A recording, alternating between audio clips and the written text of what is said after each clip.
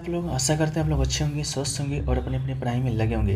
तो जैसा कि दोस्तों आज है आपका 3 जुलाई और 3 जुलाई को आपका सीआरपीएफ ट्रेड्समैन टेक्निकल का जो एग्ज़ाम था फर्स्ट शिफ्ट का, वो एग्ज़ाम आपका समाप्त हो गया है। तो फर्स्ट शिफ्ट में क्या क्या आपके जीके जिसके प्रश्न पूछे गए थे, किस लेवल के पूछे गए थे, आज की इस वीडियो में हम देखने वाले हैं। जिसका जो फर्स्ट शिफ्ट का टाइमिंग था आपका, बहुत सारे लोग आपका कन्फ्यूज होते हैं टाइमिंग को लेकर। तो फर्स्ट शिफ्ट का टाइमिंग आपका 8:30 से 10:30 तक था। ठीक है, तो चलिए फ्रेंड्स वीडियो को स्टार्ट करते हैं बिना किसी देरी के।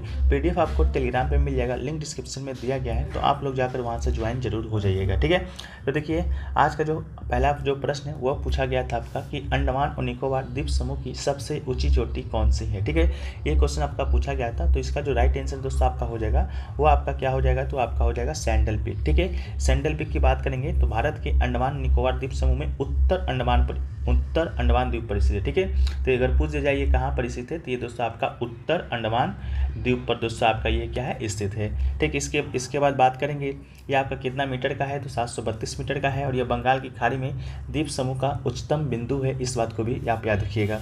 इसके अलावा ये सैंडल पीक की बात करेंगे तो वहाँ पर अंडमान निकोबार में एक आपका सैंडल पीक नेशनल पार्क है, उसी से आपका घिरा हुआ है। इसके अलावा हम लोग बात कर लेते हैं दोस्तों आपका 10 डिग्री चैनल का। ठीक है, 10 डिग्री चैनल का जो कि दोस्तों आपको किसको किसको अलग करता है, तो ये आपका अंडमान द्वीप समूह को, ठीक है, किसको किसको अंदर अलग करता है, तो अंडमान द्वीप समूह को दोस्तों आपका किससे अलग करता है, तो निकोबार से अलग करता है। आप इसको याद रख लीजिएगा। एक आपका है 8 डिग्री चैनल, 8 डिग्री किसको किसको करता है, तो मिनिकॉय को मालदीव से अलग करता है। ठीक है, इसको भी याद रखिएगा, किसको किसको करता है, तो मिनिकॉय को मालदीव से करता है। इसके अलावा एक है आपका 9 डिग्री चैनल, ये किसको किसको अलग करता है, तो लक्षद्वीप को मिनिकॉय से अलग करता है। ठीक है, लक्षद्वीप को मिनिकॉय से अलग करता है।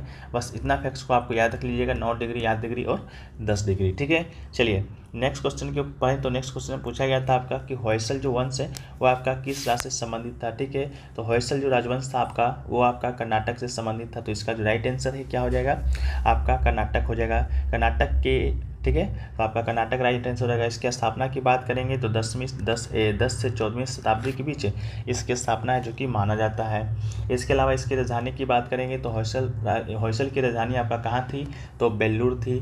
ठीक है, इसके अलावा बाद में इसे हॉलीवुड इसमें स्थानांतरित कर दिया गया था। तो ये भी पूछा जा सकता है कभी कभी कि होयसल राजवंश की राजधानी आपका कहाँ थी। ठीक है, तो आपको बता दें हॉलीवुड एक था, एक बेल्लूर था, तो दोनों में से कोई एक ऑप्शन आपको मिलेगा तो उसको आपको राइट क्लिक करना है। ठीक है, अगला क्वेश्चन पूछा गया था कि लाल कुर्ती जो आंदोलन है किसके नेतृत्व में शुरू किया गया था। ठीक है, तो लाल कुर्ती जो आंदोलन है भारत के पश्चिमोत्तर सीमांत प्रांत में खान अब्दुल गफ्फार खान के द्वारा, ठीक है, किसके द्वारा किया गया था, तो खान अब्दुल गफ्फार खान जी के द्वारा ये नेतृत्व में शुरू किया गया था। भारतीय राष्ट्रीय कांग्रेस का भी इसे समर्थन प्राप्त था। ठीक है, और खुदाई खिदमतगर के नाम से चलाया गया था, ये एक ऐतिहासिक आंदोलन था। तो कभी कभी आपसे ये भी पूछ दिया जाता है कि खुदाई खिदमतगर आंदोलन है जो कि किसके द्वारा चलाया गया था, तो इसका भी राइट आंसर आपका अब्दुल गफ्फार खान ही होगा। और लाल कुर्ती आंदोलन भी आपका दोस्तों यही हो जाएगा, दोनों सेम ही आंदोलन था, बस नाम आपका अलग अलग दिया गया था।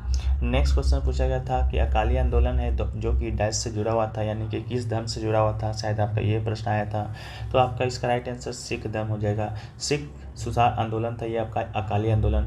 इसे आपका गुरुद्वारा सुधार आंदोलन भी कहा जाता है। और ये आंदोलन आपका कब से कब तक सक्रिय था, तो 1920 से 1925 तक सक्रिय था। और इस आंदोलन की जो शुरुआत है आपका किसने किया था, तो सिंह सभा की राजनीतिक शाखा अकाली दल ने किया था। पंजाब की बात करेंगे तो अकाली आंदोलन का मुख्य जो केंद्र था आपका पंजाबी था। और इसके बाद आपका सिख गुरुद्वारा अधिनियम 1922 पारित किया गया था इसके बाद। ठीक है, चलिए नेक्स्ट क्वेश्चन की बात करेंगे हम लोग। तो नेक्स्ट क्वेश्चन पूछा गया था आपका चंदेरी का युद्ध से संबंधित कि चंदेरी का जो युद्ध है आपका किस वर्ष हुआ था। ठीक है, तो चंदेरी का जो युद्ध है आपको बता चुके हैं, कल के वीडियो में बताएं, कल एक जो प्रैक्टिस सेट आया था सीआरपीएफ का। इसके अलावा 1 जुलाई को जो आपका एग्जाम हुआ था उसमें भी सारे युद्धों को हम आपके साथ डिस्कस किए थे। तो चंदेरी का युद्ध है जो कि आपका कब हुआ था, तो 1528 ईस्वी में हुआ था। ठीक है, बात कर लेते हैं कि 1528 में किसके किसके बीच हुआ था। ठीक है, तो ये तो पहला एक आपका बाबर था, एक बाबर के बीच, एक आपका कौन था, बाबर वर्सेस मेदिनी राय के बीच हुआ था। ठीक है, मेदिनी राय था जो कि आपका एक राजपूत शासक था। ठीक है, तो आपका राइट आंसर क्या हो जाएगा आपका 1500 28 इसका राइट आंसर हो जाएगा। इसके अलावा बाबर की बात करेंगे तो बाबर के द्वारा दोस्तों आपका कुल 4 वर्षों में 5 वर्षों में 4 युद्ध लड़ा गया था, जो कि बहुत इंपॉर्टेंट था। पहला तो आपका हो जाता है 1526 में आपका पानीपत का प्रथम युद्ध, ठीक है। ये कब लड़ा गया था तो 1526 में लड़ा गया था। 1527 में कौन सा युद्ध लड़ा गया था तो खानवा का युद्ध लड़ा गया था, ठीक है, इसको भी याद रखिएगा। इसके अलावा 1528 में आपका क्या लड़ा गया था तो चंदेरी का युद्ध लड़ा गया था। 1529 में दोस्तों आपका क्या लड़ा गया था तो आपका घाघरा का युद्ध लड़ा गया था। तो बाबर के द्वारा लड़ा गया ये जो 4 युद्ध है वो आपका बहुत इंपॉर्टेंट है। हर शिफ्ट में आपका एक प्रश्न यहाँ से आ ही रहे हैं, तो इसको भी आप लोग क्या कीजिएगा, याद कर लीजिएगा फ्रेंड्स, ठीक है। चलिए नेक्स्ट क्वेश्चन की हम लोग बात करते हैं। तो नेक्स्ट क्वेश्चन आपका पूछा गया था आपका कि गुलाम वंश का संस्थापक कौन था, ठीक है, ये क्वेश्चन पूछा गया था। तो इसका जो राइट आंसर आपका हो जाएगा कुतुबुद्दीन ऐबक हो जाएगा। हमने आपको 1 जुलाई को ही बताया था कि गुलाम वंश का संस्थापक के बारे में, बोलिए बताया था कि नहीं बताया था, तो उसका राइट आंसर कुतुबुद्दीन ऐबक हो जाएगा। लेकिन आपको ये भी बताया था कि जब आपका वास्तविक संस्थापक पूछा जाए, ठीक है, जब आपका वास्तविक संस्थापक पूछा जाए तो ये कौन हो जाएगा, तो ये दोस्तों आपका हो जाएगा इल्तुतमिश, ठीक है। वास्तविक संस्थापक आपका इल्तुतमिश हो जाएगा, लेकिन संस्थापक से पूछा गया था तो इसका राइट आंसर आपका क्या हो जाएगा, कुतुबुद्दीन ऐबक आपका राइट आंसर हो जाएगा फ्रेंड्स, ठीक है। इसके बाद दोस्तों हम लोग देखें कुतुबुद्दीन ऐबक और इल्तुतमिश के बारे में कुछ फैक्ट्स। तो आपको बता दें कि कुतुबुद्दीन ऐबक जो कि दोस्तों आपका 1210 में आपका गुलाम वंश का स्थापना किया था, ठीक है, सॉरी 1206 में दोस्तों आपका गुलाम वंश का स्थापना किया था और 1210 तक ये आपका शासन किया था, ठीक है। लेकिन 1210 में दोस्तों आपका क्या हुआ था, एक पोलो एक खेल है, ठीक है, चौगान या हॉर्स पोलो एक खेल है, उस वही खेल खेलते समय कुतुबुद्दीन ऐबक का आपका क्या हुआ था, मृत्यु हो गया था। इसके अलावा हम लोग बात करेंगे तो देखिए ये जो का है कुतुबुद्दीन ऐबक, कुतुबुद्दीन बख्तियार काकी के सम्मान में कुतुब निर्माण का निर्माण शुरू किया था। लेकिन कुतुब निर्माण का निर्माण शुरू तो किया था लेकिन पूरा नहीं कर पाया था। अब कुतुबुद्दीन बख्तियार काकी कौन था, ये प्रसिद्ध सूफी संत ख्वाजा थे, ठीक है, क्या थे, सूफी संत थे। इसके अलावा कुतुबुद्दीन ऐबक का गुलाम कौन था, तो आपका था एक आपका आराम बख्श, ठीक है। आराम बख्श एक आपका कुतुबुद्दीन ऐबक का गुलाम नहीं था।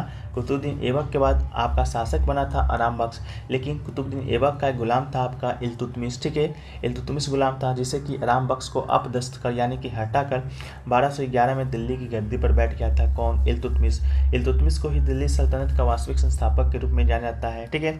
इसके बाद जो कुतुब निर्माण का जो निर्माण है वो आपका कुतुबुद्दीन ऐबक ने जो शुरू किया था, ठीक है, उस शुरू किया था उसका जो पूरा निर्माण आपका कराया था कौन, तो आपका इल्तुतमिश ने ही इसका पूरा निर्माण कराया था। इसके अलावा इल्तुतमिश के द्वारा 2 प्रकार के सिक्के चलाए गए थे। एक सिक्का था टंक का जो कि आपका चांदी का सिक्का था, एक था आपका जीतल जो कि तांबे का सिक्का था।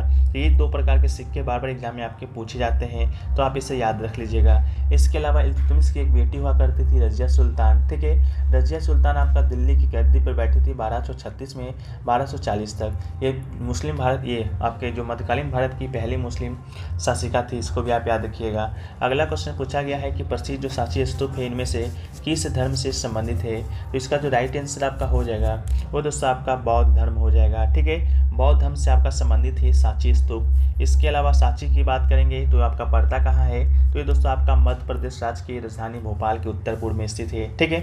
इसके अलावा इसे बौद्ध वास्तुकला में विकसित किया गया है। इसके अलावा ये स्थानीय रूप से उत्कीर्ण किससे बना हुआ है, तो बलुआ पत्थर से बना हुआ है, ठीक है। इसके अलावा इसका जो निर्माण है 3री शताब्दी के ईसापुर में हुआ था और इसका जो ऊंचाई है लगभग 54 फीट है। तो शायद आपका सांची स्तूप की विशेषताएं से कुछ क्वेश्चन आए थे, तो देख लीजिएगा क्या क्या आपके ऑप्शन दिए गए थे। एक आपका क्वेश्चन पूछा गया है कि प्रतिष्ठित आपका 2021 का विश्व खाद्य पुरस्कार है जो कि निम्न में से किसने जीता है, तो डॉक्टर शकुंतला हरक सिंह थिलस्टेड आपका इसका राइट आंसर हो जाएगा। भारतीय मूल के वैश्विक पोषण विशेषज्ञ थे आपके कौन, डॉक्टर शकुंतला हरक सिंह थिलस्टेड ने प्रतिष्ठित 2021 का विश्व खाद्य पुरस्कार जीता है। और विश्व खाद्य पुरस्कार नोबेल शांति पुरस्कार विजेता नॉर्मन ब्लॉक के द्वारा कब स्थापित किया गया था, तो 1986 में स्थापित किया गया था, ठीक है। इसके अलावा अगला जो क्वेश्चन आपसे पूछा गया था वो क्वेश्चन पूछा गया था 2011 के जनगणना के अनुसार आपका जो न्यूनतम साक्षरता दर है वो आपका किस राज्य का है, तो सबसे ज़्यादा जो कम से कम जो साक्षरता दर है वो आपका किसका है, तो बिहार का है। इसके बाद बात कर लेते हैं बिहार का साक्षरता दर है कितना, तो 73.7% है। इसके अलावा सबसे ज़्यादा आपका साक्षरता दर कहाँ है, तो सबसे ज़्यादा जो साक्षरता दर है वो दोस्तों आपका कहाँ पर है, तो केरल में है। बात कर लेते हैं केरल में कितना साक्षरता दर है, तो 93 पॉइंट समथिंग आपका % परसेंटेज आपका केरल का साक्षरता दर है। इसके अलावा केरल के बाद आपका आता है मिजोरम का स्थान राज्यों में आता है। तो मिजोरम का आपका साक्षरता दर कितना है, 91.6% आपका आता है।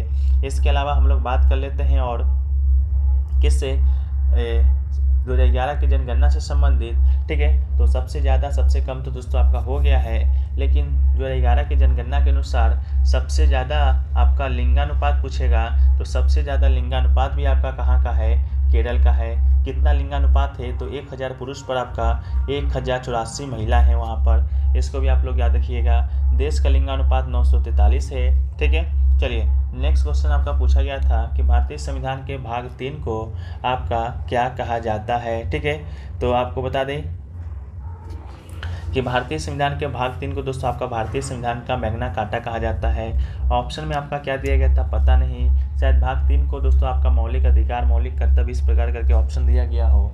तो भाग 3 में दोस्तों भारतीय संविधान में क्या है, तो मौलिक अधिकार है, ठीक है। तो बताइएगा आप लोग ऑप्शन में क्या आपको देखने को मिला था। इसके अलावा भारतीय संविधान के भाग 3 को भारतीय संविधान का मैग्ना कार्टा भी कहते हैं। भाग 3 में अनुच्छेद 12 से 35 तक में आपका मौलिक अधिकार का विवरण दिया गया है। मौलिक अधिकार की बात करेंगे तो वर्तमान में जो मौलिक अधिकार है वो दोस्तों आपका कितना है, तो वर्तमान में मौलिक अधिकार आपका 6 है। लेकिन जब मूल संविधान आपका बना था तो उस समय आपका जो मौलिक अधिकार था वो आपका 7 था। लेकिन एक आपका जो संपत्ति का जो अधिकार है, संपत्ति का अधिकार आपका जो मौलिक अधिकार से हटाकर कानूनी अधिकार बना दिया गया था। तो कब बनाया गया था इस बात की जानकारी आप लोग को होनी चाहिए। तो आपका 1978 में, ठीक है, 1978 में 44वां संविधान संशोधन के माध्यम से इसे कानूनी अधिकार बनाया गया था। और अनुच्छेद 31 से इसे कहाँ रख दिया गया था, 300 के क में रखा गया था। इस बात को भी आप लोग याद रख लीजिएगा। इसके अलावा बात करते हैं वर्तमान में मौलिक अधिकार की कि जो 6 हैं वो कौन कौन से हैं। तो एक है आपका समानता का अधिकार जो कि अनुच्छेद 14 से 18 तक में है। एक है आपका स्वतंत्रता का अधिकार जो कि अनुच्छेद 19 से 22 में है। एक है आपका शोषण के खिलाफ अधिकार जो कि अनुच्छेद 23 से 24 में है। और एक है आपका धर्म की स्वतंत्रता का अधिकार जो कि अनुच्छेद आपका 25 से 28 में है। और एक आपका है सांस्कृतिक शैक्षणिक अधिकार जो कि अनुच्छेद 29 से 30 में है। और संवैधानिक उपचारों का अधिकार की बात करेंगे तो ये आपका आर्टिकल 32 में है, ठीक है। ये 6 प्रकार के आपके मौलिक कर्तव्य मौलिक अधिकार हैं जो कि आपके बार बार एग्जाम में पूछे जाते हैं, ठीक है। चलिए नेक्स्ट क्वेश्चन आपका पूछा गया था, आँख का पर्यायवाची शब्द आपका क्या होता है। तो आँख के पर्यायवाची शब्द में आपका नेत्र, नयन, चक्षु, दृग्य, लोचन, अच्छी नज़र, अच्छे और सचम, ये दोस्तों आपका क्या होता है, आँख का पर्यायवाची शब्द होता है। एक दोस्तों आपका शायद आपका क्वेश्चन देखने को मिला था अस्पृश्यता, ठीक है। अस्पृश्यता का अंत है जो कि आपका किस आर्टिकल में है। तो ये भी क्वेश्चन हमने आपको कई बार बताया है कि अस्पृश्यता से संबंधित जो आपके प्रावधान है वो कहाँ है, तो आपका आर्टिकल 17 में है जो कि आपके समानता का अधिकार के अंतर्गत आता है। आर्टिकल समानता का अधिकार अभी हमने आपको बताया 14 से 18 तक में आता है।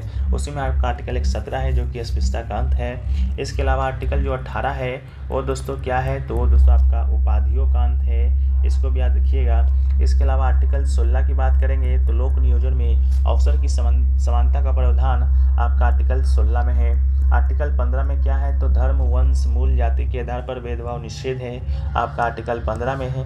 आर्टिकल 14 में क्या है, तो आर्टिकल 14 में आपका क्या है, तो आर्टिकल 14 आपका कहता है कि कानून के समक्ष है जो कि सभी लोग क्या है, तो सभी लोग आपका सामान्य है, ठीक है।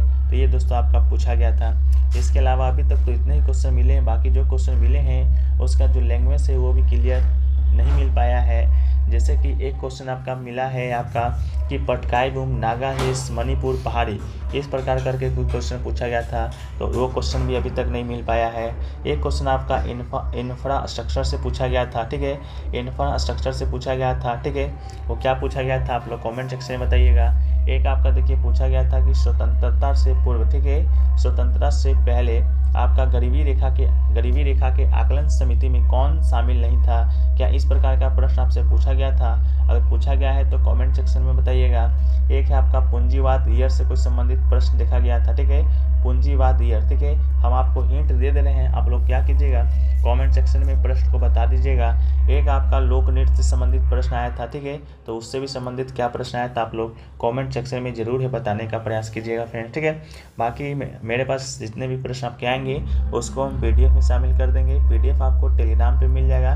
टेलीग्राम चैनल का लिंक है जो कि डिस्क्रिप्शन में दिया गया है, तो आप लोग जाकर वहाँ से ज्वाइन हो जाइएगा। 2 लैंग्वेज में हिंदी और अंग्रेजी दोनों माध्यम में आपको जो PDF है उपलब्ध है, जो कि कराया जाता है फ्रेंड्स। ठीक है, तो हम लोग मिलते हैं एक नए वीडियो में दोस्तों। जब तक के लिए जय हिंद, जय भारत, वंदे मातरम।